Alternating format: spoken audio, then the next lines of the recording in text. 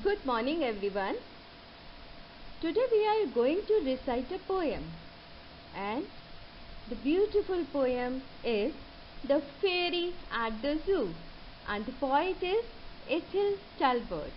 So children, come on, let's move to the land of zoo with our fairy. Read the poem and see how aptly the poet describes the zoo scene in a very simple language. What does it mean? It means that the language of the poem is so simple that you can understand very easily. So let's come and start the poem. The Fairy at the Zoo. Firstly, we will read the poem.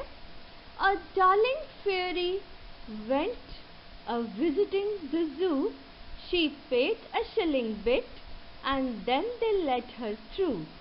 And then she went the rounds and visited each beast that lived within the grounds, the largest and the least.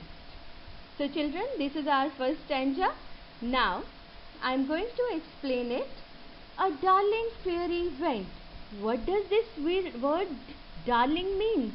Darling means dear. So our dear fairy went. Where she went? She went to the zoo. She paid a shilling bit. And she paid the money there. Shilling bit. What does it mean? Shilling, money. Bit, small.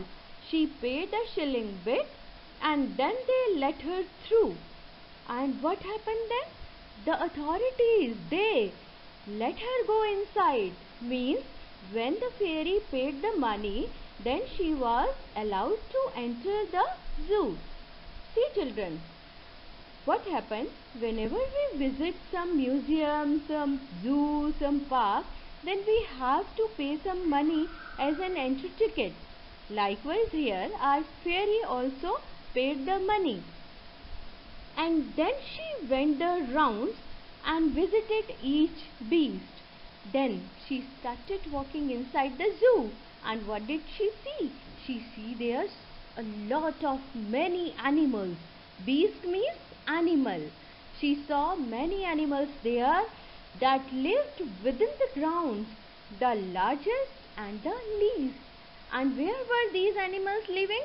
They were in the, either they were living in a big ground or in the small ground or in the caves. So what the poet wants to tell us here, that all the animals were in their cages or in the big or small grounds. Now we will come to second stanza. She saw the wolves pace up and down inside their cage. She watched the monkeys laugh and then stop short and race. She saw the Lion King sit still and stare. Now the explanation of this stanza. She saw the wolves pace up. Pace means walk. What did the fairy see then? She saw that wolves were walking up and down inside their caves. Wolves were walking up and down in their caves. They were not allowed to go out of their caves. She watched the monkeys laugh. Oh wow, what a wonderful scene was there when monkeys were laughing, giggling, and then stopped short. They stopped for a while and raised. Raise means anger, and then they showed their anger. She saw the Lion King sit still and stare. Now children, what did the fairy see? She saw the king of the jungle. And who is this king of the jungle? Lion, yes. And what did they see? They saw the lion sitting still. He was not doing anything. There was no movement. And stare means to see, to look, to watch. And the lion was watching. What was he watching? Come to the next stanza, please. As though he hardly saw the crowds of people there, Lion was sitting still in the cage, and what he was watching? He was watching, and it was looking as if he was not able to see the people of crowd. Means he was not giving any type of reaction. Okay, now the second stanza is clear to everyone. Now come to the third stanza. And then she found a seat and ordered tea and buns. But though the waitress came and brought the nicest ones, she couldn't eat one bit, nor drink one sip of tea. Oh dear, the fairy sobbed, I wish those beasts were free. Now the explanation of the stanza. And then she found a seat. Means now our dear fairy was tired, and she sat on the seat and ordered for tea and bun. She wants to eat something. She wants to drink something. For that she ordered for tea and buns. But though the waitress came, but as the waitress came with her order, what was the order? Tea and buns. She could not eat one bit. She was not able to eat a bit of bun, and she was not ready to drink a sip of tea. But why? What happened to her? Oh dear, the fairy sobbed.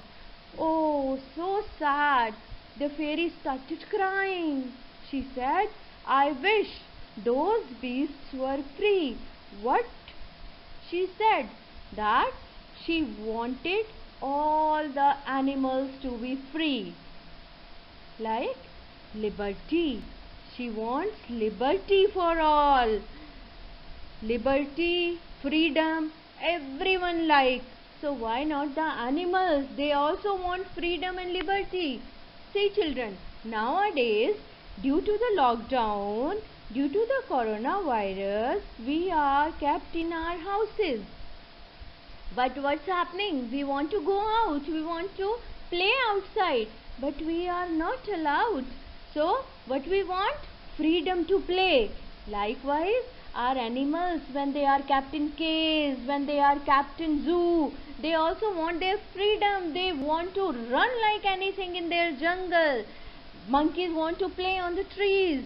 But what we do? We keep them in the cage. So that our fairy was very sad at the end of the poem. She visited the zoo, but at the end she became very sad. She started crying that as we human beings want freedom, these animals, birds also want freedom. So this is the moral lesson of our poem, that let the animals free. So children, I hope you understand the poem. Now what we have to do next? See. What we have to do? Yes, our favorite work. Read the poem 2 times. What we will do? We will read the poems loudly at least 2 times. Okay children? Done. Thank you and have a safe life.